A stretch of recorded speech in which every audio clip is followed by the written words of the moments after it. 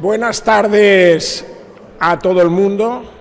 Vamos a continuar con las sesiones de la tarde, que es la peor hora del día. Como moderador tengo alguna potestad de la administración y antes de presentar a los ponentes quería dar las gracias a la Universidad de Córdoba, a la Facultad de Derecho y al Departamento de Derecho Administrativo y en concreto a su catedrático, el profesor Manolo Rebollo, que ha conseguido un grupo. Los que estáis aquí no sé si sois conscientes de lo que estoy diciendo, pero que es, diría, el mejor grupo de investigación y humano de toda España. Y es así, ser conscientes de esto, porque es verdad que hay muy buenas personas en todas las universidades, pero la calidad humana y el trabajo de esta universidad es admirado en todas partes de España. Voy sin más, a dar las gracias también a Lucía Alarcón y a Antonio Bueno, que me ha dicho que no hable mucho porque tenemos que ser estrictos. Voy a dar la palabra a los ponentes, que es más interesante lo que digan ellos que yo. Tengo a mi derecha física al profesor Pepe Suay, al doctor Suay, que saben que es catedrático de Derecho Administrativo, que hizo un libro que en su momento fue pionero, 1989, cuando éramos un poco más jóvenes, no mucho, que fue Las sanciones administrativas, publicado por el Real Colegio de España en Bolonia, y que revolucionó todo el sistema de los principios del derecho administrativo. Y a mi izquierda, ahora es actualmente magistrado de la Sala de lo Contencioso del Tribunal Superior de Justicia de Canarias en la Sala de Tenerife. Y a mi izquierda, física, tengo a la profesora Blanca Lozano, que también hizo un libro pionero en su época, La extinción de las sanciones administrativas, de la editorial Marcial Pons, que lo tengo más que subrayado, algunas hojas roto, que es profesora de la Universidad CUNEF, que está en el despacho Gómez Acebo Pombo, y que les hablarán respectivamente de la supuesta crisis, veremos luego si es tal, de la reserva de ley y del principio de tipicidad. Sin más, el profesor Suay Rincón tiene la palabra.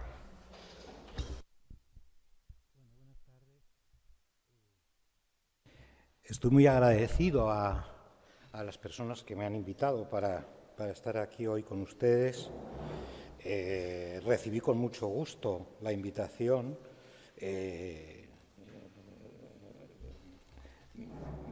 No me cuesta nada volver a repetirlo, creo que lo debo hacer. Muchas gracias. Mis felicitaciones también a los organizadores, porque creo que se está desarrollando en un excelente clima lo que llevamos ya de tiempo, y estoy seguro que lo que falta será igual. Yo ya en la lista de descargo tampoco me voy a quejar del tema, pero sí que la hora no es la mejor que nos ha tocado. Vamos a ver a esta hora qué podemos hacer. En cuanto al tema, como les decía, fue una enorme satisfacción que me invitaran a participar y casi no recalé en el tema, crisis de la reserva de ley en el derecho sancionador. Ha sido solo cuando me he puesto un poco a trabajar sobre este asunto, cuando me he dado cuenta por dónde tenía en qué dirección tenía que orientar el trabajo. Porque sí, o sea, reserva de ley, derecho sancionador, pero crisis era la palabra que a mí me inquietaba, ¿no? ¿Crisis? ¿Qué crisis? Podía haber preguntado, no lo hice ya. Entonces, ¿qué crisis? ¿De qué crisis estamos hablando? ¿Hay crisis? ¿No hay crisis? ¿Hay una crisis? ¿Hay muchas crisis? ¿Crisis? ¿Qué crisis? ¿No? Como el disco de Supertramp, ¿no? ¿De qué crisis estamos hablando? No he tenido ayuda para saber de qué crisis era de la que se trataba. Entonces he ido un poco por mi cuenta.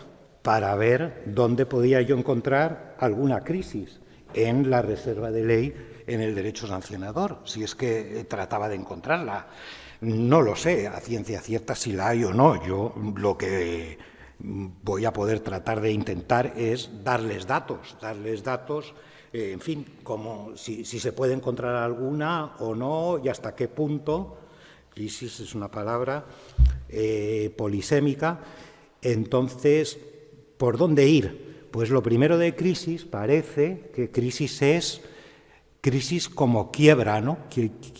Crisis como una grieta. ¿Hay algún ámbito del que cubre la reserva de ley en el derecho sancionador? ¿Algún lugar desde el cual se puede atisbar algo que sea una crisis, que se escape de la reserva de ley en el derecho sancionador en mayor o en menor medida que lo que todos entendemos reserva de ley en materia sancionadora? ¿Hay alguna crisis aquí o allá? Seguramente si ustedes hacen esa misma pregunta, pues igual la respuesta la encuentran por otros caminos. Yo me lo planteo así y lo primero, y desde el punto de vista formal, ¿hay algún enfoque desde el cual podemos decir que la reserva de ley en materia sancionadora está en crisis?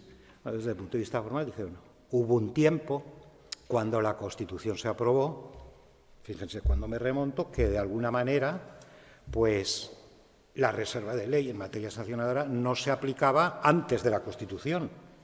Sentencias del 81, muy tempranas, que vinieron a decir pues que las remisiones que todavía estaban pendientes de ejercitarse sí que habían caducado, ya no cabía completarlas después de la Constitución, pero si se habían hecho antes, pues no cabía exigir la reserva de ley con efectos retroactivos. Bueno, pero eso fue en la historia. Hubo una sentencia en el año 2004 que ya se... En fin, esa época es una época de grandes avances en el derecho sancionador, pero no todo fueron avances. En el año 2004, pues el Tribunal Constitucional nos dijo de una normativa que era postconstitucional, pero que reiteraba lo que decía una normativa preconstitucional, decía que también era válido en el sentido de interpretar de que el problema estaba antes de la propia Constitución. Como digo, eso ya pues va pasando el tiempo y ya no lo tenemos ahí delante. Desde el punto de vista formal, otro posible lugar donde atisbar una crisis es en relación con las normas gubernativas con fuerza de ley. Con las normas gubernativas con fuerza de ley, pues efectivamente tenemos admitido, también hay sentencias recientes de que en el caso concreto de los decretos leyes, el Tribunal Constitucional dijo que eran perfectamente constitucionales, pese a contemplar tablas de infracciones y sanciones. El ejemplo era muy malo, porque era el Decreto Ley de Seguridad Ciudadana del año 79, pero lo cierto es que hay sentencias del 88, la 3 y la 217, que así lo dicen. Bueno, la verdad es que desde el principio se entendió la reserva de ley en realidad como reserva de rango legal, de norma de rango legal. Así es como en el Tribunal Constitucional, desde el año 83, pues lo viene diciendo, norma de rango legal, no dice ley. Además dice bien, porque cuando se aprobó la Constitución, los más viejos recordarán que el profesor Lorenzo Martín de Tortillo intentó que se pusiera ley en el artículo 25, pero se terminó por ese otro de legislación. Bueno, cabe decir a lo mejor algo de las normas gubernativas con fuerza de ley, que no todas son iguales, porque cuando es un decreto legislativo y si encima es un texto refundido, pues parece que hay menos inconvenientes por admitir derecho sancionador ahí. Textos articulados exigen necesariamente unos criterios, unas bases reguladoras que han de inspirar el texto articulado. Bueno, pues en seguridad social, en tráfico y seguridad vial, tantos sectores, pues lo tenemos. Decretos leyes es un poco el asunto más conflictivo. Yo creo que habría que darle una vuelta a los decretos leyes en materia sancionadora. Creo que el Tribunal Constitucional sigue en la doctrina antigua de que con tal de que no defina como no se definan por decretos leyes el estatuto de los derechos fundamentales, pues no cabe excluirlos. De alguna manera, yo creo que por el presupuesto de habilitante habría que ser más estrictos y solo si efectivamente no puede haber un vacío sancionador en el tiempo que dura la tramitación de una norma de decreto ley, pues cabría admitirlos. Y creo que en las últimas sentencias, en octubre, que hay una de Aragón que se declara inconstitucional y otra de Baleares, pues parece que, o creo yo ver, una mayor dureza en el juicio de los decretos leyes autonómicos que los estatales, porque el procedimiento legislativo es mucho más sencillo en los parlamentos autonómicos, sobre todo por esa razón. Bueno, pero eso con reserva, si entendemos por reserva de ley, reserva de norma de rango legal, pues lo tenemos también superado. Y nos vamos a una perspectiva sustancial, a una perspectiva ya de carácter más material, que es un poco donde probablemente la mayoría de nosotros podemos pensar cuando hablamos de crisis, que es en sectores, en ámbitos sectoriales. Entonces, tenemos en primer lugar el derecho disciplinario. En el derecho disciplinario hay crisis, no hay crisis. El derecho disciplinario en realidad es un campo proclive para que efectivamente los principios generales tengan alguna adaptación, modulación o exención. El Tribunal Constitucional desde el principio dijo que no, sentencia 287, pero dijo que no casi de boquilla, porque realmente en la sentencia esta enjuició la Ley General Presupuestaria, Ley General Penitenciaria, y era mucho. Había que pensar muy bien para entender que efectivamente ahí había cobertura legal para las infracciones en el sector. El Tribunal Constitucional sí que dijo que era plenamente aplicable el artículo 25, no con el mismo alcance, pero sí que era de aplicación el artículo 25. Probablemente era la única manera también de salvar la normativa de aquella época. Piensen, por ejemplo, en función pública, pues la ley de medidas del 84 solo estaban las muy graves. Para las graves y las leves estaban en reglamentos de régimen disciplinario. El Tribunal Supremo tuvo que columpiarse y apoyarse en la ley de funcionarios preconstitucional para entender de una manera, cuando en la ley de funcionarios, más que criterios de tipificación, lo que había era criterios de graduación de las sanciones. Bueno, era esa situación, había que salvar los muebles como fuera, pues lo digo, que hay sentencias, todos halagamos la jurisprudencia constitucional de esta primera etapa, pero también hay de todo, porque aquí la Ley General Presupuestaria pues tenía unas deficiencias que probablemente hoy no habrían sido más advertidas. Bueno, el caso es que si hubiera una crisis, la verdad es que la situación ahora ya es completamente diferente. Tenemos ya las leyes de función pública de las autonomías ya avanzaron mucho, pero tenemos también el Estatuto de Empleo Público, que ya ha elevado de rango todas las infracciones y sanciones, y bueno, y ya como último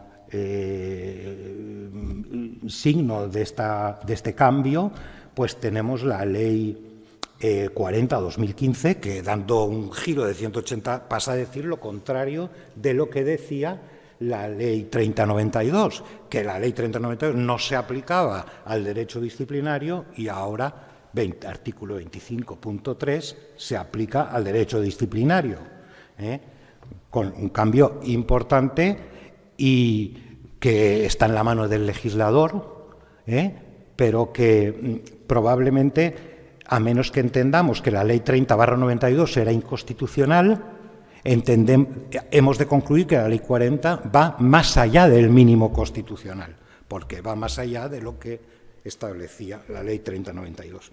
Pero ya ven, no veo tampoco síntomas de crisis, signos de crisis en ese sentido. Me voy a un segundo campo, la administración local.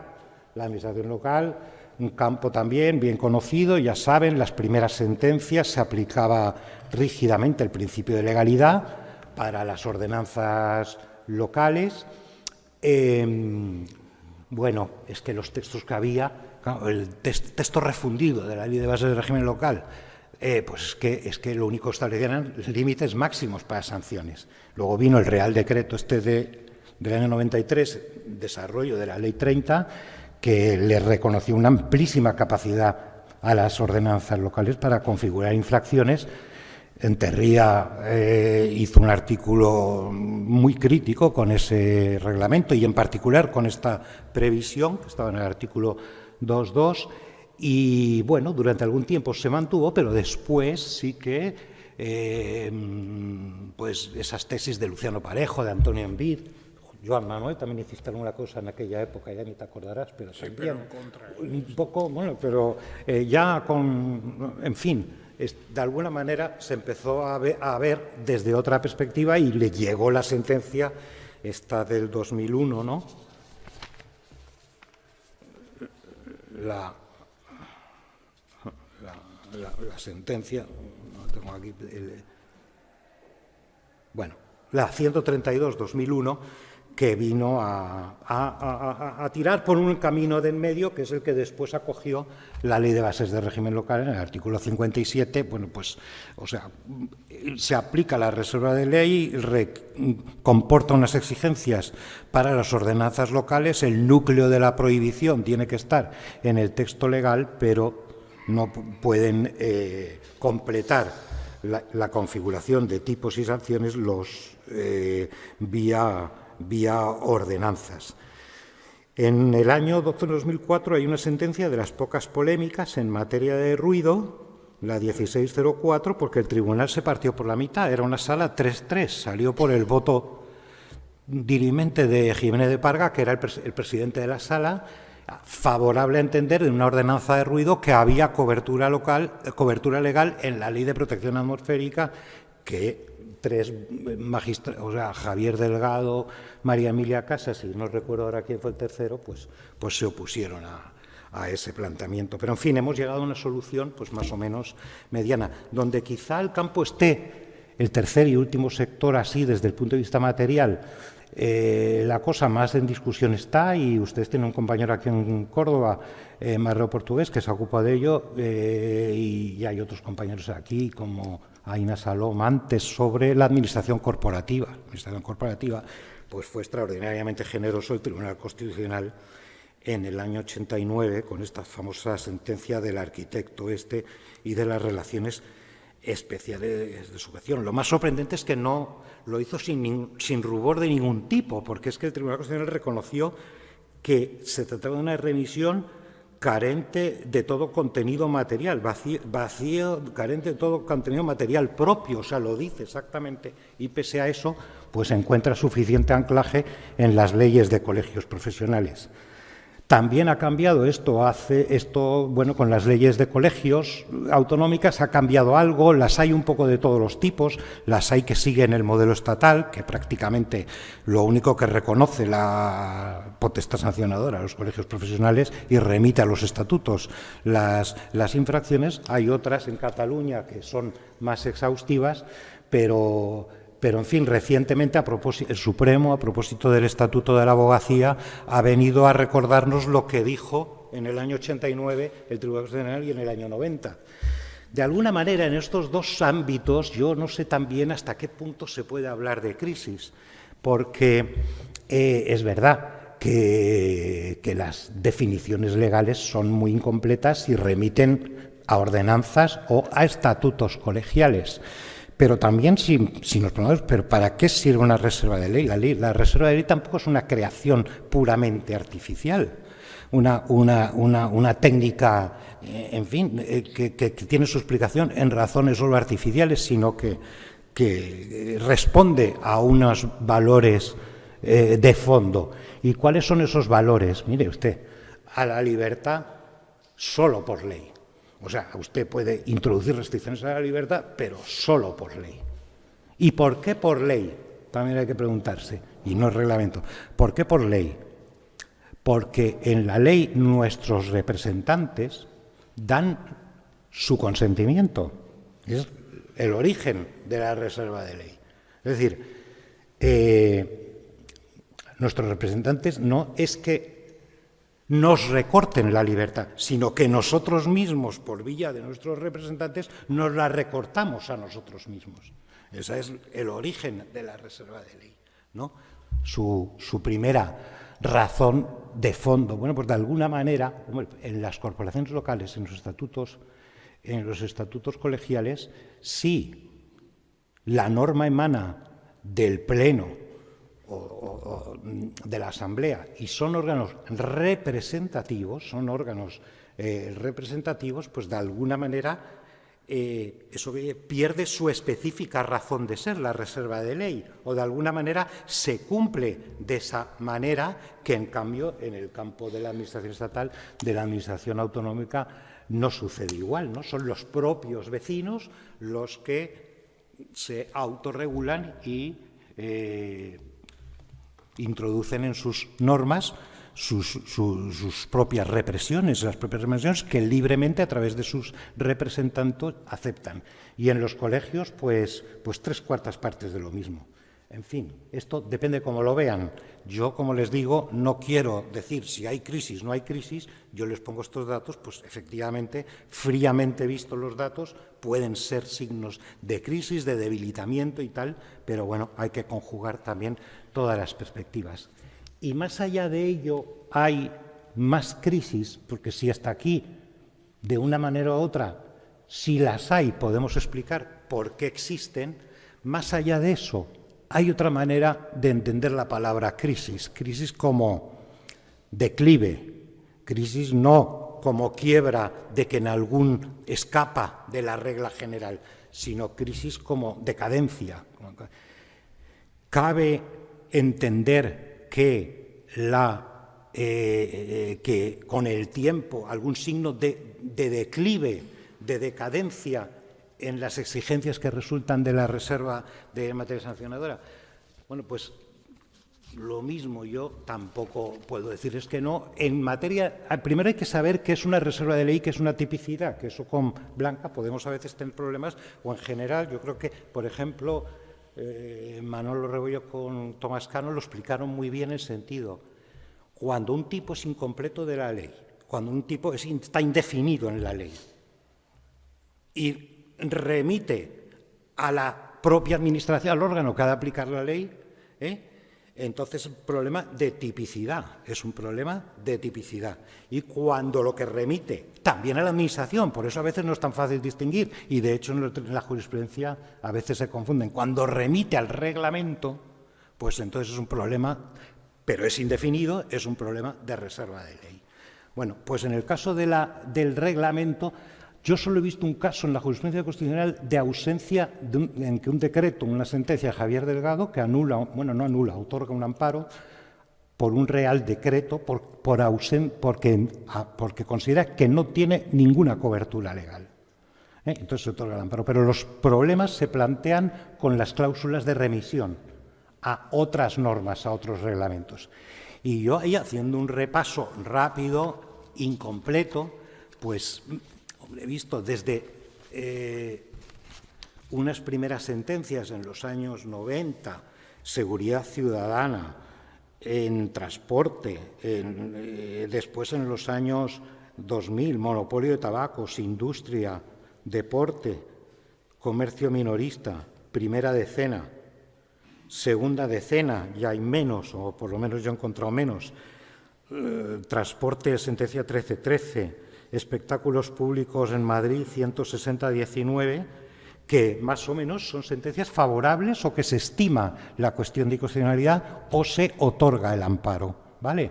Creo que en todos estos casos que le he dicho son favorables, ¿no? A la vía promovida para conocer del conflicto constitucional por entender que las remisiones son insuficientes. Solo hay una, en la 104-2009, ponencia de Aragón, en energía nuclear, que a lo mejor energía nuclear se entiende de alguna manera. Pero solo he visto una. Seguimos, en cambio, avanzando con los años y en el año 21, en materia electoral, nos encontramos con que la cuestión de inconstitucionalidad no se desestima, pero bueno, de alguna manera puede haber un problema de tipicidad, porque dice que son infracciones en los incumplimientos de las obligaciones previstas en esta norma, que es de rango legal. Bueno, en la medida que no había remisión al reglamento, la reserva es decir, es la doctrina canónica. Ahora en un minuto ya termino. Entonces, en esa sentencia todavía podemos decir que no se aparta de esa doctrina. Hay una más reciente, que es de julio, que es la 89-2024, que es en la Ley Integral para la Igualdad de Trato y la No Discriminación. Aquí, pues aquí no sé si efectivamente sí ya, porque con este recurso en constitucionalidad se desestima el argumento en relación con infracciones leves que se remiten a otras normas de carácter reglamentario, prácticamente porque dice que se trata de obligaciones formales y con eso considera que está suficientemente acotado por ley el tipo. Esa es la opinión mayoritaria del Pleno. Hay un voto particular de 2 magistrados que consideran que, en cambio, en este caso sí que puede haber que se aparta de la doctrina general. Y bueno, ese es un poco el panorama sucintamente expuesto. Esto de las remisiones, les diré que a veces ocurre con las infracciones no solo leves, sino también graves, ¿vale? Y también les diré que partimos de la base de que el Tribunal Constitucional ha dicho que la misma intensidad en la definición de las infracciones penales no es exigible en el caso de las infracciones administrativas. Pero donde sobre todo se ha puesto más el quicio es en este punto de las remisiones a normas reglamentarias, y más o menos ese es el juicio que me ha sugerido la lectura de estos materiales. Ya la opinión, la conclusión se las dejo a ustedes. Y nada más, no quiero más salirme en tiempo. Muchas gracias.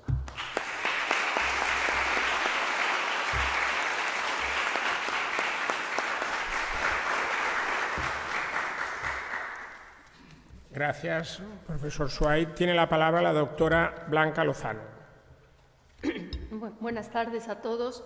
Ante todo, quiero dar las gracias también a la Universidad de Córdoba por invitarme a este Congreso Internacional y, en particular, a los directores de este Congreso, Lucía Alarcón y Antonio Bueno, y, por supuesto, a todo ese grupo que se ha dicho que es la meca del derecho sancionador. Yo lo llamaría el Dream Team del derecho sancionador español, liderado por el maestro Manuel Rebollo, al quien agradezco especialmente porque me ha insistido para que viniera, y luego siempre me alegro de participar en estas cosas. Y sobre todo porque es una reunión no solo de profesores, sino de amigos. Bueno, a mí me ha tocado hablar del principio de tipicidad, que es la garantía material del principio de legalidad sancionadora. Hay muchas cosas que decir, voy a espigar algunas de las que he observado, ¿no? Estamos ante una garantía que implica una necesidad de predeterminación normativa de las infracciones y sanciones para que, como ha dicho el Tribunal Constitucional, en la que me parece la sentencia que mejor resume su doctrina, la sentencia 13/2021, la reacción sancionadora sea previsible y no sorpresiva. Obviamente, esta tipificación no puede ser totalmente rigurosa y detallada, eso sería imposible, e incluso se admite que se acuda a conceptos jurídicos indeterminados, pero siempre que estos conceptos jurídicos sean razonablemente previsibles aplicando criterios lógicos, técnicos o de experiencia. Pues bien, este principio apela claramente a la seguridad jurídica del 9.3 y también, como ya ha dicho el profesor Suárez, a un principio fundamental que es tan importante que no está ni siquiera dicho en la Constitución y en el que deberíamos insistir más, que es el principio general de libertad, al que con tanto hincapié hacía el profesor García de Enterría. En el principio de libertad descansa todo el Estado de Derecho. Y este principio implica que las conductas sancionadas deban ser una excepción a esa libertad. Son los casos absolutamente necesarios y proporcionados y, además, una excepción, como ya se ha dicho también, que esté delimitada, al menos en sus trazos fundamentales, por la representación democrática del pueblo a través de las leyes. Pues bien, yo no creo que la tipificación sancionadora esté en crisis en nuestro derecho administrativo en general, no está en crisis. Yo creo que en general, aunque hay un océano, como dice Enrique Alonso, de sanciones administrativas, lo cual afecta a ese principio de libertad, sin embargo, se tipifica de una forma acorde con estas exigencias, donde sí creo que hay un problema muy importante es en el derecho penal, en el que no voy a entrar porque no me corresponde, pero vamos, la tipificación absolutamente indeterminada de los delitos, por lo que yo conozco de los delitos ambientales, es muy preocupante. El artículo 325 del Código Penal, ahí cabe todo, ahí cabe todo. Yo he intervenido en algún tema penal, en concreto puedo citar uno porque ya hay sentencia firme y lo conoce el profesor Suay, el caso Stratus de Lanzarote, y he tenido que explicar que una bodega, la construcción de una bodega no afecta a un espacio natural cuando se trata de un paisaje protegido vitivinícola. O sea, hay que ver qué tipo de espacio natural. Pues esto que parece gracioso, le pedían 8 años al dueño de la bodega y hubo que hacer un vídeo con un dron tomando vistas aéreas de las distintas bodegas de la Jeria, que paisaje precioso, para demostrar que esta bodega Stratus era incluso la más bonita de todas. Pero bueno, por eso digo que cuando he visto el tema penal, y ojo, que no he visto el tema de los maltratos y de la violencia contra la mujer, que eso ya debe ser, es una indefinición que todo puede ser delito. En cambio, en el derecho administrativo creo que tenemos unas categorías más robustas, más sólidas, más depuradas. Curiosamente, siendo las infracciones administrativas en principio más leves que las penales, o por lo menos no conllevan la pena privación de libertad. Hay, por supuesto, excepciones. Hay excepciones y me voy a referir a una de ellas, que a mí me llama especialmente la atención, que ya he adelantado porque hay aquí una representación excelente de la Universidad de Murcia, que es la ley 19/2022 de declaración del Mar Menor y de su cuenca como personalidad jurídica. Para mí esta ley es que es de verdad un poema, por llamarla de alguna manera, lo cual no quita que se le den todos los premios mundiales e incluso el Premio Nobel de la Paz. Pero técnicamente no se sostiene, o sea, jurídicamente no se sostiene. No es que sea la tipificación de las sanciones, sino que esta ley infringe toda ella, los principios de seguridad jurídica y de interdicción de la arbitrariedad. Y solo tiene 7 artículos, pero ya están con el reglamento, cuidado. En fin, yo creo que como poco, es una iniciativa popular, ojo, muy bien intencionada, y no dudamos que el Mar Menor requiera soluciones drásticas, eso no lo duda nadie, pero como poco se debería haber tramitado mediante un procedimiento legislativo ordinario, sobre todo tratándose de una técnica de protección que es absolutamente inédita en nuestro derecho. Bueno, sobre ello he escrito, por lo tanto no me voy a extender, pero simplemente diré, para los que no lo conocen, que esta ley declara y regula la gestión de un nuevo espacio protegido, el espacio protegido de la personificación jurídica del Mar Menor y su cuenca, a pesar de que, como es bien sabido, es una ley estatal, pero el Estado carece de competencias para la declaración y gestión de espacios naturales protegidos, con la única excepción de los parques nacionales y de las áreas marinas que carezcan de continuidad ecológica con la zona marítimo-terrestre de la comunidad autónoma. Pero bueno, eso es un problema menor. A este espacio natural se le reconocen una serie de derechos absolutamente indeterminados. Y aquí viene el problema. El derecho a existir y a evolucionar naturalmente. El derecho a su protección y a su conservación. Hasta ahí bien, no pasa nada. Pero es que la ley no se detiene aquí, sino que luego otorga o confiere a la Administración una serie de potestades que configura además como obligaciones que son muy peligrosas e indeterminadas. En concreto, por ejemplo, dice que la Administración deberá restringir de forma inmediata cualquier actividad que pueda conducir, no que conduzca, que pueda conducir a la extinción de especies, la destrucción de ecosistemas o la alteración permanente de ciclos naturales.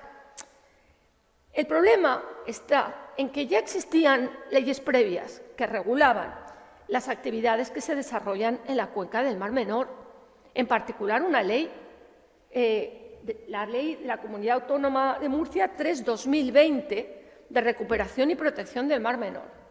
Y esta ley impone limitaciones, prohibiciones, obligaciones concretas y muy intensas de las actividades humanas, especialmente de las agrícolas y de las ganaderas, muy concretas. Y además tipifica numerosas infracciones administrativas por incumplimiento de sus disposiciones. Por ejemplo, como infracción muy grave se tipifica, por poner solo un ejemplo, la conversión de un terreno de cultivo de secano en regadío sin tener previamente una concesión de aprovechamiento de aguas. O, por ejemplo, cualquier vertido no autorizado, u otras muchas conductas.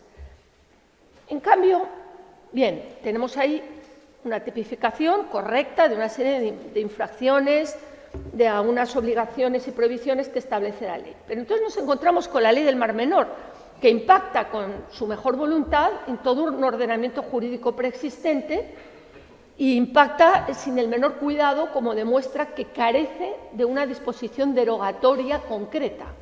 Deroga todas las leyes que se opongan, sin precisar. Pues bien, el artículo 4 realmente, si hay un artículo que yo digo que se debe tener como no puesto, como una mera remisión, pero claro, es peligroso que esté ahí. Es un artículo que es un ejemplo de falta de vulneración clara del principio del ex certa. Y se lo leo porque vale la pena. Dice,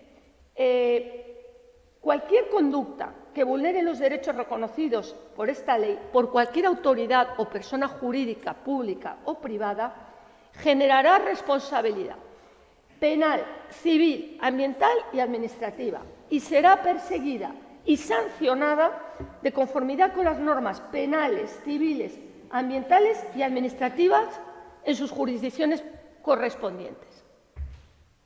Bueno, para empezar, técnicamente no hay infracciones ambientales, son infracciones administrativas y la jurisdicción es la contencioso-administrativa, pero bueno, también es un problema menor.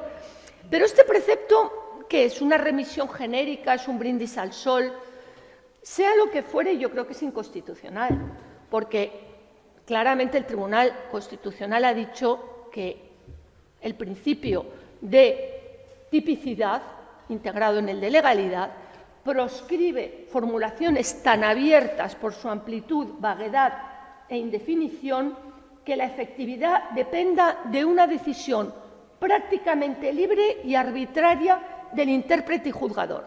Y esto es lo que está ocurriendo aquí. Se le da un cheque en blanco al juzgador para que castigue cualquier tipo de infracción. Ojo, yo no digo que no haga falta hacer algo en el Mar Menor, claro que hace falta, pero cuidado, cuidado. De forma muy reciente, pero esto escrito hace poco y se publicará en el diario La Ley, el Tribunal Superior de Justicia de Madrid, lo habrán leído en la prensa, ha anulado la ordenanza del Ayuntamiento de Madrid que establece las zonas de bajas emisiones. Y en particular la zona de bajas emisiones, que consiste en que toda la zona que está dentro de la M30 está prohibida la entrada a vehículos que tengan la etiqueta A, que son aquellos coches con más de 20 años de antigüedad. Entonces, lo que dice la sentencia, citando, por cierto, una sentencia del Tribunal Supremo, cuyo ponente es Venceslao Olea, en relación que confirma la anulación de la zona de bajas emisiones de Barcelona, lo que dice la sentencia es que efectivamente el principio, la protección del medio ambiente es urgente, es importante, pero hay que analizar el impacto que tiene en otros intereses y derechos. Y en el caso de la ordenanza de Madrid, que puede ser modificada porque solo se han anulado algunos preceptos, no se hace ningún análisis de cómo puede impactar esta protección en las personas más desfavorecidas que tienen vehículos de más de 20 años, el mío ya va en camino, de 15 años, pero estas personas, que no es mi caso, pero personas que no pueden adquirir un nuevo vehículo y que viven fuera de la M30, es que no se analiza en la ordenanza. Entonces, lo que dice la sentencia está bien, la protección del medio ambiente, pero hay que tener en cuenta también que los tratados internacionales y la propia Unión Europea garantiza que la transición ecológica tiene que ser una transición justa. Por lo tanto, hay que dar una solución que no sea una remisión genérica a las ayudas o subvenciones. Hay que dar una solución a esas personas que no van a poder entrar en Madrid, a poner un parking disuasorio, una ayuda directa, como han hecho en Francia. En fin, que hay que valorar, hay que ponderar. Que no nos ciegue la protección del medio ambiente para vulnerar otros derechos. Pero volviendo a la tipicidad, la verdad es que tenía otro tema muy interesante en cartera, pero no me va a dar tiempo porque me van a sacar la tarjeta amarilla en breve. Aquí yo creía que era algo del Barça, pero no, es algo de la organización del Congreso. Pues iba a hablar, tenía otro tema curioso en cartera, pero bueno, lo voy a dejar en el tintero. Voy a hablar de otra norma que también vulnera el principio del lex certa, pero también ambiental, que son las que yo más observo, pero por una razón completamente distinta, que es la Ley 7/2023 de protección de los derechos y el bienestar de los animales. También una ley muy bien intencionada, y nadie lo niega, pero ojo, que en este país hemos pasado de que no hubiera ninguna regulación de protección de los animales domésticos, que lo hacían los ayuntamientos, a que ahora de repente tengamos, bueno, otro océano de normas y de regulaciones. Y en este caso, el problema de la ley no es la indefinición, como la ley del Mar Menor. Aquí es la hiperregulación. Hiperregulación.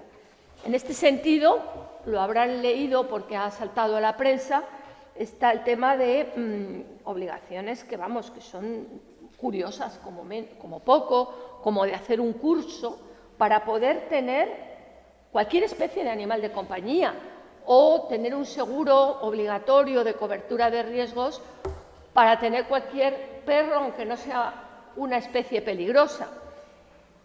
Y un largo etcétera. O, por ejemplo, prohibiciones tan sorprendentes, prohibición tan sorprendente como la de dejar sin supervisión a cualquier animal de compañía durante más de 3 días.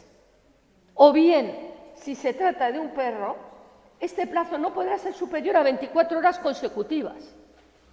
A ver, esta hiperregulación no tendría mayor importancia si no fuera, de nuevo, porque va acompañada de un arsenal de infracciones y sanciones gravosas y que limitan la libertad. Fíjense que el incumplimiento de cualquiera de las obligaciones y prohibiciones de la ley se considera como infracción. Leve, sí, pero castigada con hasta 10.000 euros. Y ello, aunque no conlleve ningún daño para el animal doméstico. Esto claramente vulnera el principio de taxatividad, pero es que además hay infracciones graves previstas en la ley que llevan aparejadas multas de hasta 50.000 euros, cuya tipificación es absolutamente imprecisa. Y les pongo un ejemplo.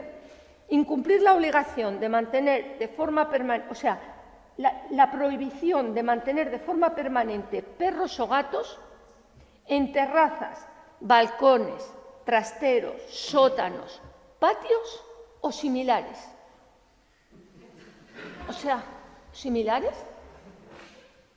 O el uso de métodos violentos en la educación de un animal, aunque no le produzca ningún resultado lesivo, o sea, no levantar la voz a un animal. Bueno, a ver, la mayor parte de estas infracciones, lo más probable es que no se lleguen a aplicar nunca, salvo que tengamos un vecino muy tiquismiquis al que le moleste nuestro animal de compañía y se dedique a denunciarnos.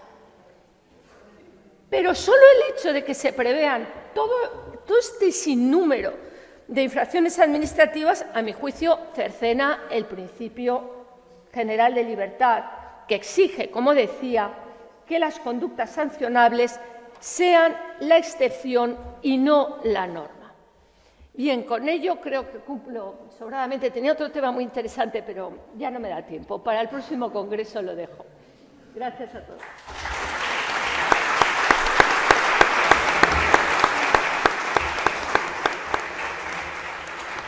Bien. Muchísimas gracias a los dos ponentes, que ha sido interesantísima la exposición. Y ahora, si hay alguna pregunta, alguna reflexión. ¿No hay ninguna? Sí, sí. Sí, una, vale, varias.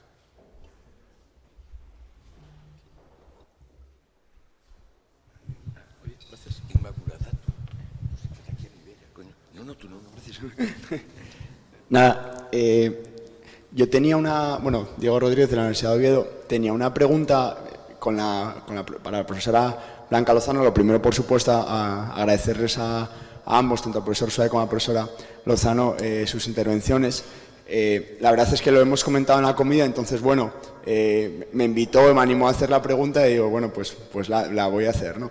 O más una especie de reflexión, y es a raíz del principio de tipicidad con el derecho de la Unión Europea, que yo creo que es otro de los grandes problemas que tenemos en nuestro ordenamiento sancionador, sobre todo a raíz un poco del Reglamento Europeo de Protección de Datos, del Reglamento de Inteligencia Artificial, porque ahí muchas veces, claro, las conductas se tipifican, pues la supervisión, por ejemplo, el Reglamento Europeo de Inteligencia Artificial, la supervisión tiene que ser efectiva, tiene que reducir los riesgos al mínimo, ¿no?, para utilizar sistemas de IA de alto riesgo. Claro, ¿dónde se establece o cómo se establece? O, por ejemplo, en protección de datos, y ahora el caso que quería comentar, la protección, o sea, la transparencia tiene que ser activa en el tratamiento de datos. Muchas veces esos principios se concretan en guías, soft law, incluso en normas estándares de la estandarización normativa y demás, pero muchas veces esa concretización de la conducta se hace a través de la imposición de la sanción. Y hay un caso muy reciente del Tribunal Supremo que anula la multa de la Agencia de Protección de Datos a la Liga de Fútbol. La Liga de Fútbol tiene una aplicación que tú te la descargabas y si entrabas en un bar y se escuchaba una retransmisión, se activaba tu teléfono, el micrófono. Tú, al descargártelo, aceptabas el tratamiento de datos. Y la Liga dice, oye, no, yo es que con el principio de transparencia lo defiendo, o sea, hay que decir, lo cumplo. Y la Agencia de Protección de Datos dice, no, usted lo que tenía que haber hecho era cada vez que enciende el teléfono, la grabadora de una persona del teléfono, le tiene que avisar.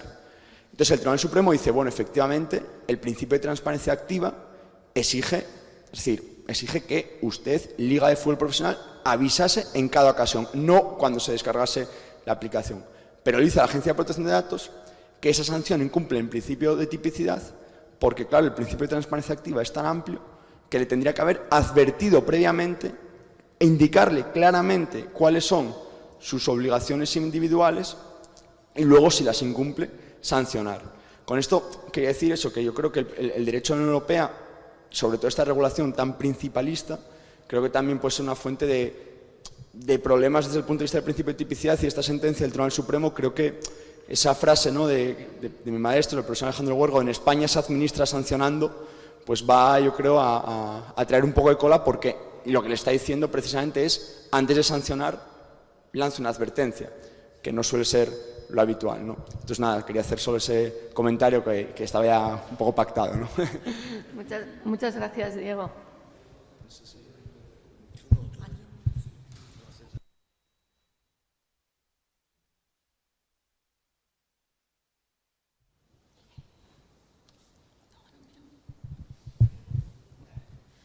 Bueno, en primer lugar, muchas gracias por asistir, enhorabuena por las ponencias.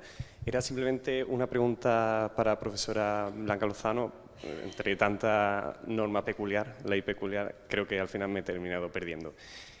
Ha dicho que la ley de protección de animales domésticos podía vulnerar o vulneraba el principio de taxatividad por la hiperregulación. ¿Me podría explicar de nuevo por qué se vulnera el principio de taxatividad? Entiendo, por ejemplo, el principio de proporcionalidad, que se puedan imponer hasta sanciones de 10.000 euros por una infracción leve en la que el animal no ha sufrido ningún daño. Pero el principio de taxatividad no termino de entender por qué se podría vulnerar por una hiperregulación. Muchas gracias. Sí, bueno, quizás no me he expresado bien. Yo he dicho que el problema de esa ley es la hiperregulación. Tiene cosas que son absolutamente cuestionables, incluso desde los propios postulados de protección ambiental, como es, por ejemplo, pero que yo me desvío enseguida del tema, y ahora vuelvo, la protección de las colonias felinas, de los gatos callejeros. no se puede tocar a los gatos callejeros. Vamos a ver, los gatos callejeros está demostrado por los organismos internacionales que son una especie exótica, invasora y tremendamente nociva para la biodiversidad. Entonces, no hay que protegerlos, lo que hay que hacer es intentar pues, eliminarlos como se ha hecho siempre. Pero bueno, o por lo menos no eliminarlos físicamente, pero llevárselos a otro sitio, porque si no me voy a meter en un problema. Me voy a meter en un problema. Dejando las colonias felinas, que ojo, que es que esto parece de broma, pero ahora se tiene que nombrar por ordenanza local, y lo dice esta ley, otro ejemplo de hiperregulación. Las ordenanzas locales tienen que nombrar un voluntario cuidador de la colonia felina. Entonces dice que hay que reducirlas, pero al mismo tiempo hay que cuidarlos y alimentarlos. Entonces, ¿cómo casa esto? Pero bueno, esto es curioso nada más, pero preocupante, preocupante. Porque luego se producen reacciones en contra. Cuando queremos proteger a este nivel las reacciones en contra. Y ahora, ¿qué es esto del medio ambiente? ¿Qué es esto del feminismo? Es que nos estamos pasando. Pero volviendo al tema, ¿por qué produce la hiperregulación una afectación al principio de tipicidad? Por ese precepto que dice que cualquier infracción de las obligaciones o prohibiciones de la ley será sancionado con una multa de hasta 10.000 euros, que no es poca cosa. Entonces, casi cualquier cosa puede ser sancionado con una multa de 10.000 euros. Y por otro lado, en esta infracción grave que he citado, el decir o similar, un patio, un sótano, donde podemos tener a nuestro perro. Eso es también vulneración del principio de tipicidad. Pero bueno, quiero decir que no tengo nada en contra de los animales domésticos, al contrario, me encantan. Tengo mucho en contra de la hiperregulación, mucho. Muchas gracias. Profesor Rebollo, ¿no? ¿Quería hablar? ¿No?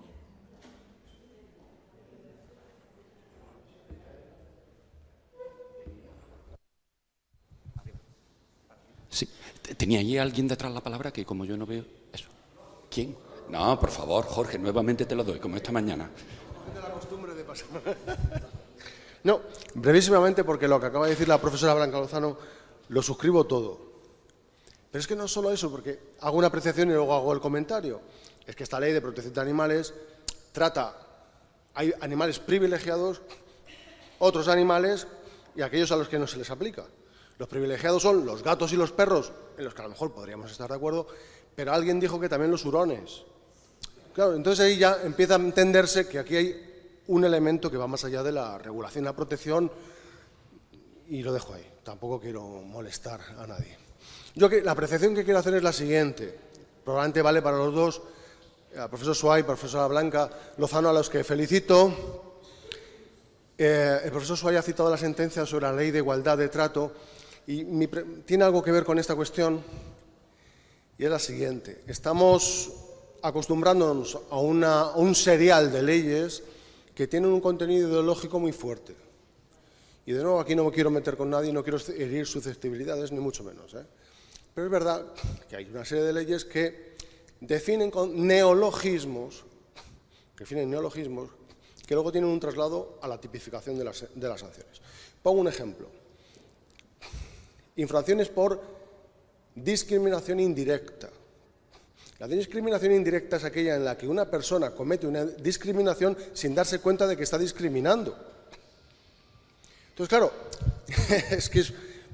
mi pregunta es, ¿cómo juzgamos desde el punto de vista de la tipicidad una infracción que se remite a un neologismo, que a su vez se remite a una concepción ideológica, a mi juicio, relativamente clara, para que luego la Administración tenga que interpretar un concepto de que no sabemos muy bien lo que significa, a efectos de aplicar y imponer una sanción? ¿Hasta qué punto ese principio queda claramente preservado y garantizado? Nada más. Bueno, yo no he tenido el gusto, no sé si el gusto o el disgusto de leerme la ley de protección integral, sino en la parte estricta en relación con esa infracción. concreta. En el caso que planteas que el problema es casi de tipicidad, porque es la ambigüedad de los conceptos, bueno, también de reserva de ley, porque se va remitiendo de manera sucesiva a otra serie de normas, probablemente incluso pueda ser hasta grave o muy grave la infracción que proceda a adoptar. Cosa que, en fin, o sea, aparte de que, como ha dicho Blanca, ya las leves pues solo son leves, o sea, depende del punto de vista que se vean, ¿no? Pues se plantean estos problemas, ciertamente. Yo no sé si todo esto tiene alguna a mí por supuesto que me preocupa toda esta serie de normas informales y el tratamiento jurídico de todos estos criterios que se aplican para completar el sentido de normas. También alguien habló antes del derecho europeo y la necesidad que tiene Europa de moverse en ese nivel de ambigüedad en la medida en que sus previsiones han de estar después venir incorporadas a ordenamientos nacionales distintos. Yo entiendo todo esto y no le veo fácil solución, porque al final, efectivamente, pues es un ejemplo el que has puesto, pero que seguro que no es el único, o sea, en los que ese proceso de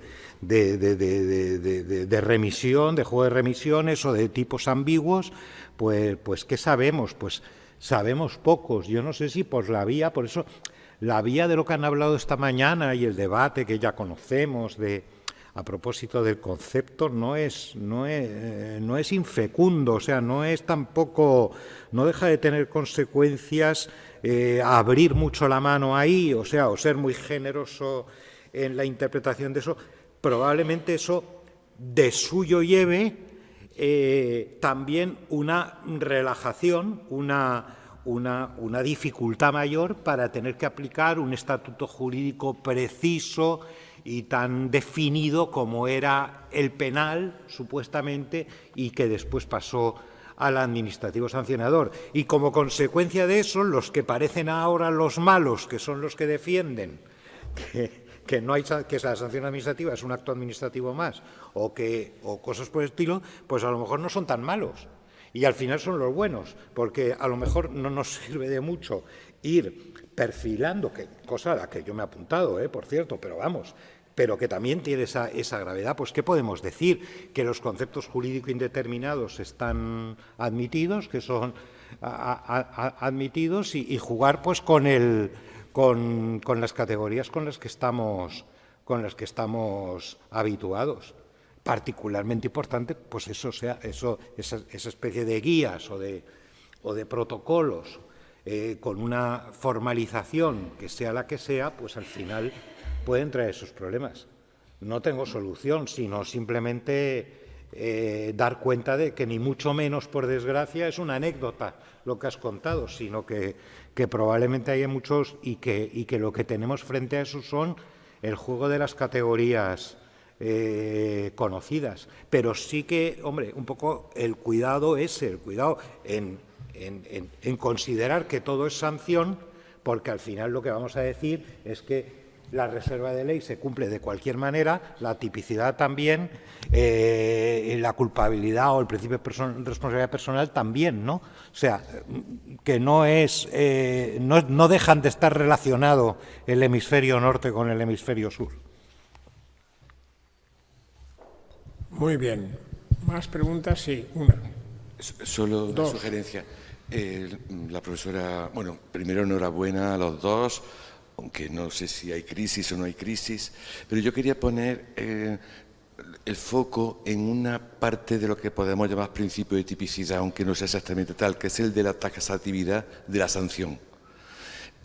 Porque las leyes españolas se quedan tan tranquilas diciendo a las infracciones muy graves les corresponde multa entre 100.000 y 5 millones de euros.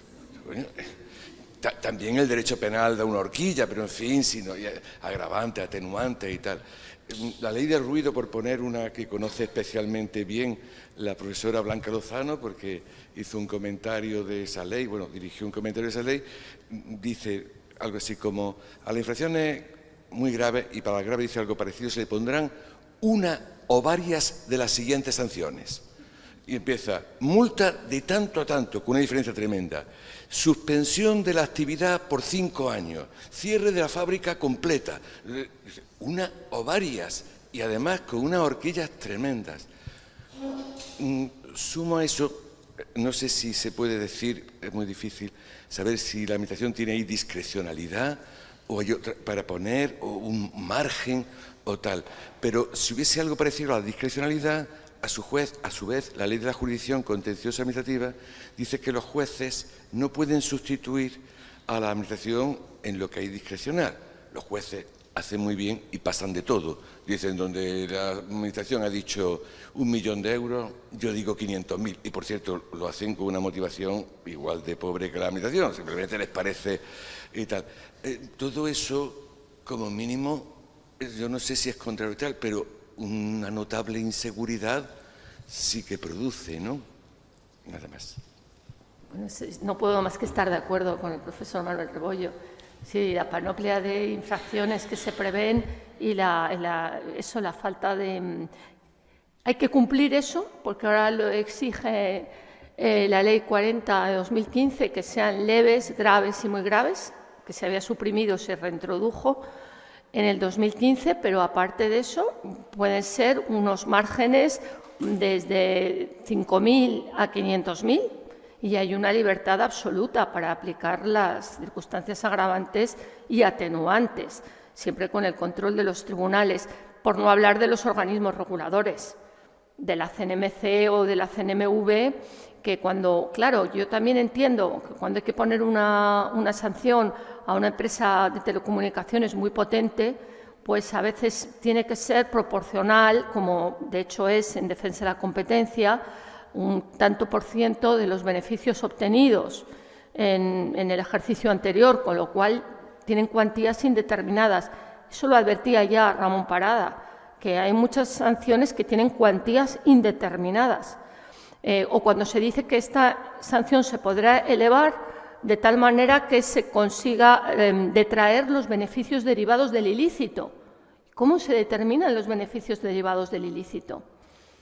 Bueno, ahí sí que reconozco que hay un poco de crisis. Me estaba limitando más a la tipificación de las infracciones, pero en el ámbito de las sanciones estoy completamente de acuerdo con lo que nos ha también expuesto el gran maestro Rebollo. Gracias.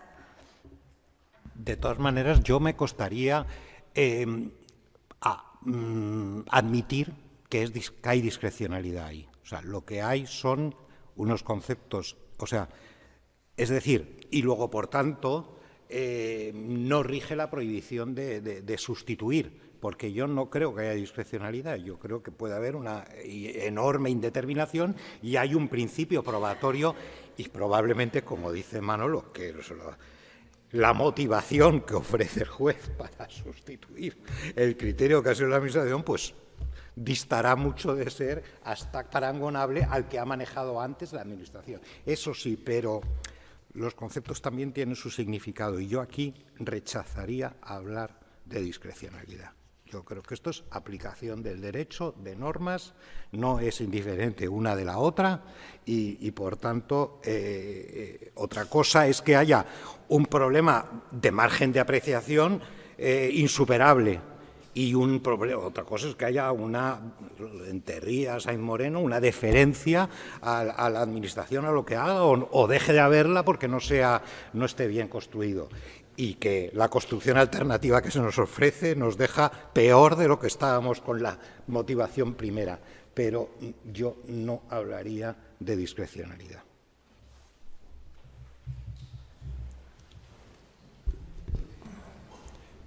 Por cierto, ya que estoy de moderador, el profesor Rebollo ha dado en el clavo, porque solo quiero recordar, perdonadme, que durante el COVID se impusieron más de 1,5 millones de multas que el Gobierno ha ordenado devolver por una infracción que era la de la desobediencia a la autoridad, que era incorrecta, porque lo que interpretaba la policía y las autoridades administrativas es que cuando la policía decía, ¿usted qué hace aquí? Pues mire, yo estoy paseando al perro, pues vuélvase a casa. Ellos interpretaban que eso era desobediencia a la autoridad, aunque volviera, cuando lo que había dicho la jurisprudencia es que es cuando se resistían a la orden. Y esas multas daban lugar a sanciones entre 600 y 30.000 euros, con lo cual, pues, estoy de acuerdo con lo que decían los ponentes y usted. Sí, me sumo a la felicitación a los ponentes. Yo tengo una pregunta para la profesora Blanca Lozano, pero claro, antes tengo que hacerle una prepregunta para saber si estamos de acuerdo en mi presupuesto. Claro, si no estamos de acuerdo en mi presupuesto... Mi opinión es que el estándar de principio de tipicidad en el derecho de la Unión Europea es más relajado que en el derecho español, es más suave. ¿Estamos de acuerdo en eso? Es que si no estamos de acuerdo en eso, ya mi pregunta no tiene sentido, entonces... No, depende, porque la Unión Europea, la verdad, es que también hace un poco a según, ¿no? Porque a veces se relaja o a veces no. Y luego este es otro Vale, océano. pero admitimos que entonces a veces se relaja. Admitimos a que veces se relaja. Pues entonces voy con la pregunta. El profesor Pemán Gavín lo ha estudiado en materia de banca magníficamente, esas tipificaciones que se tiene. Bueno, pues admitiendo que se relaja, ¿cree usted que sería planteable que nuestro Tribunal Constitucional en algún momento le llegara una sanción directamente sobre la base de un reglamento de la Unión Europea, como también ha comentado ahí el profesor Rodríguez Zembellín, y que dijera que vulnera nuestra Constitución y que eso es inconstitucional porque nuestro margen de protección del principio de tipicidad es mayor sobre la base de un principio que le he tenido que pedir al profesor Antonio Bueno que me lo recuerde, el principio de, ya se me ha olvidado otra vez, de identidad constitucional? Pues ahí lo dejo. Muchas gracias. Es muy bonita la pregunta, muy complicada, y por eso bonita. Ahí nos encontramos con el tema del principio de primacía respecto de los derechos fundamentales. Ese principio está resuelto desde que nuestro Tribunal Constitucional elevó la única cuestión de prejudicial al TJUE, que no elevará más, la del caso Meloni.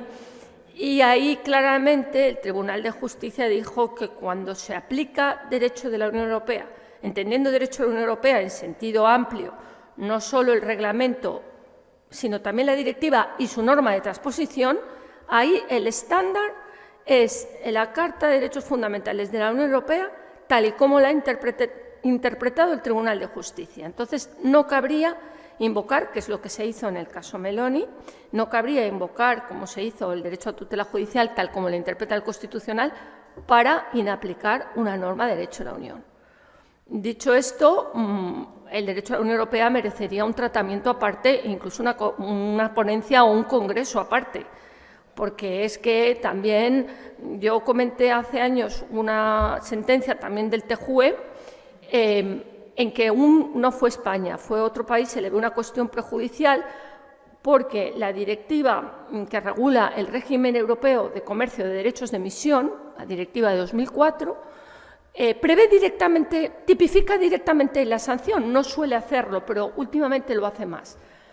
Y dice que por cada tonelada de exceso de una empresa que no esté respaldada por un derecho de emisión, se impondrá una multa de 100 euros por cada tonelada.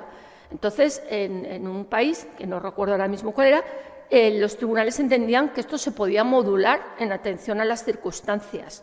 Pero, como surgió la duda, en la litis se elevó la cuestión prejudicial y la sentencia, que digo hace 4 o 5 años, dijo que no se podía modular, que no se podía aplicar el principio de proporcionalidad porque prevalecía el efecto útil de la directiva. Por lo tanto, 100 euros por tonelada en los 27 estados de la Unión Europea. O sea, que quiero decir que el derecho de la Unión Europea también merecería un análisis aparte. Pero respecto a esta cuestión que me plantea el profesor Manuel, pues está claro que se aplicaría el derecho de la Unión y el estándar español tendría que ceder, pero solo cuando estamos aplicando normas europeas. Cuando aplicamos nuestras propias normas, aplicamos nuestros estándares que pueden ser muy superiores a los que tiene el TJUE. Vale, gracias. Pues si no hay más preguntas, damos por finalizada esta sesión y continuamos sin pausa. Gracias.